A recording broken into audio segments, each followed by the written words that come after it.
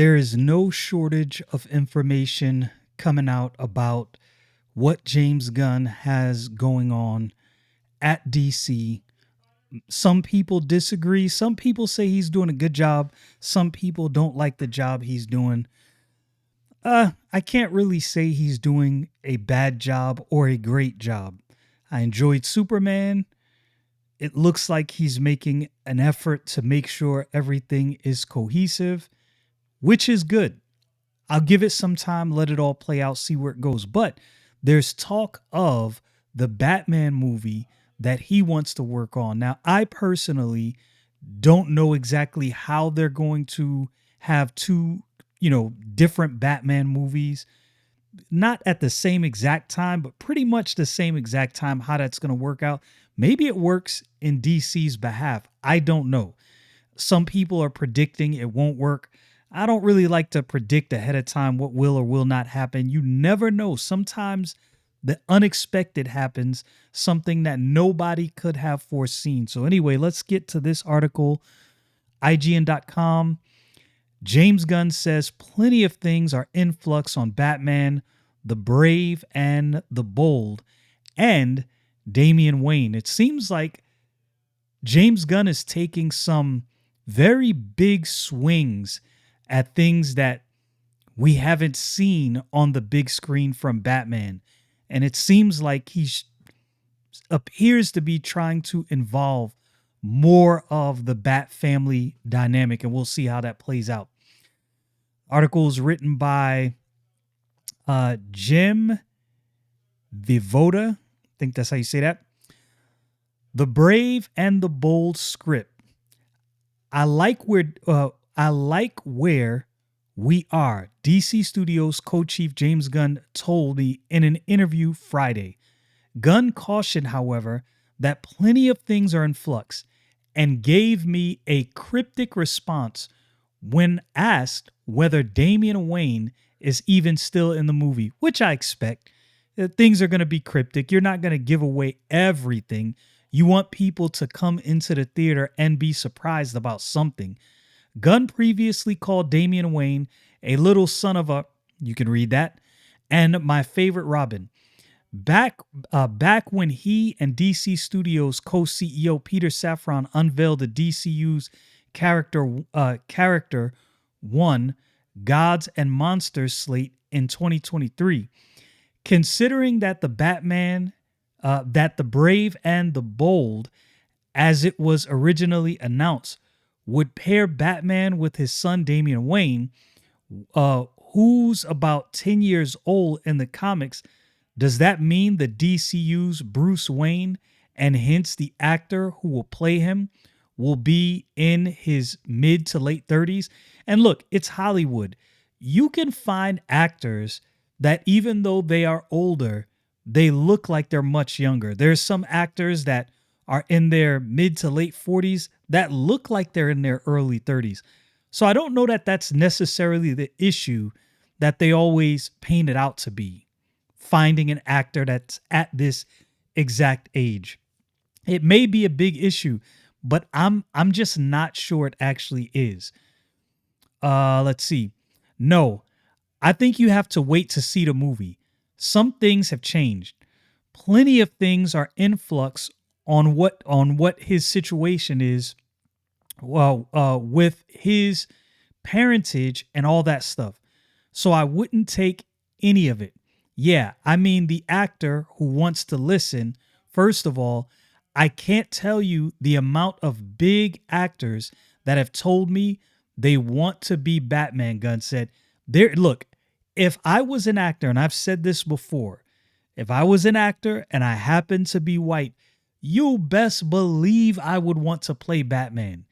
Who in their right mind would not want to play Batman? That would be like the absolute dream role. I think you have a harder time finding actors who don't want to be Batman. He's the one character everyone wants to play. That's the truth. Look, Batman is the quintessential comic book hero. He is the hero's hero. Batman is the hero other heroes look up to. This is just who Batman is. All the cool gadgets, all the cool fights with no powers. He always manages to handle his own. Can you imagine if Bruce Wayne actually had powers? This dude would be unstoppable. I pressed Gunn for clarification about his remark about Damien's parentage and asked whether Damien Wayne is still in the movie or not. Curiously, Gunn's response was not a simple yes or no. I think you have to wait to see exactly what's happening. And of course, I don't know why anyone would think James Gunn is just going to give you a blanket, yes, I'm going to do this, or no, I'm not going to do this. He is going to keep this as close to the hip as he possibly can for as long as he possibly can. So people will be surprised. They don't know what they're going to get. If and this is just me playing devil's advocate, thinking out loud. If I was a director and I told you everything that this movie was going to entail, more than likely what you would do is you would say to yourself, I may or may not see this movie because I know this person is going to be in it. They might not do the story exactly like the comic book. I don't want to dislike it, so I'm not going to go see it. And I think if for no other reason, for that reason alone, you kind of want to keep this as close to the hip as humanly possible. You don't want to give everything away. Let's see. Blah, blah, blah. See what's happening. This isn't the first time Gunn's played his cards close to his chest when asked about Batman's introduction in the DCU. Earlier this year, Gunn concealed that Batman's biggest issue. Gunn conceded that Batman's my biggest issue in all of DC right now. Of course it is. Of course it is. If you don't make sure that you do this movie right. Look, Superman split the audience. Some liked it, some didn't. Batman is a movie that can absolutely break you as a movie studio. If people don't like this movie, you could be on the outs and never recover. So you cannot play around with Batman.